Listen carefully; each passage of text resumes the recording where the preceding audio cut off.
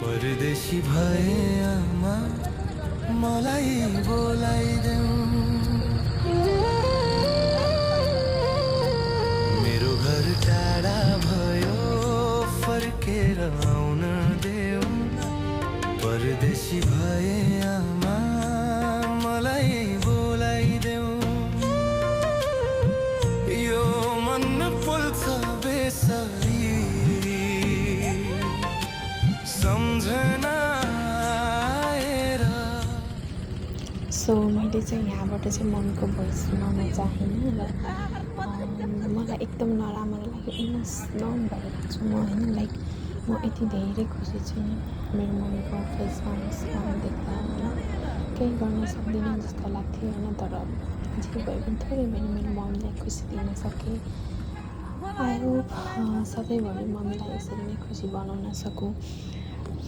मम्मीलाई सधैँभरि होइन यसरी नै खुसी दिन सकौँ र सबैभन्दा फर्स्ट अफ अल मेरो सानीमालाई एकदम धेरै थ्याङ्क यू सो मच भन्न चाहन्छु होइन उहाँले मलाई यति धेरै हेल्प गर्नुभएको छ सो जे पर्दाखेरि उहाँले नै हेल्प गर्नुहुन्छ धेरै धेरै धन्यवाद अनि थ्याङ्क यू सो मच भन्न चाहन्छु म सम्झिन्छु तपाईँलाई धेरै धेरै मिस गर्छु ल अब चाहिँ मम्मीको भोइस सुनाउँ र फाइनली मेरो छोरीले मलाई उपहार दिनुभएकोमा धेरै धेरै धन्यवाद छोरी यो मात्रै भनेको सोच्नु होला नि फेरि तपाईँहरूले मलाई छोरीले ठुलो उपहार दिनुभएको छ कि यो तपाईँहरूले के होला भनेर सोच्दै हुनुहुन्छ होला होइन फाइनली तपाईँहरूलाई म देखाउँछु तर कता कता रुनु पनि मन लागिरहेछ मैले दुःख गरेर हुर्काएको छोरीले पहिलो कमाइमा मेरो छोरीले फाइनली मलाई यहाँ गिफ्ट पठाइदिनु भएको रहेछ हजुरहरूलाई नि हेर्नलाई हतारो परिसक्यो होला है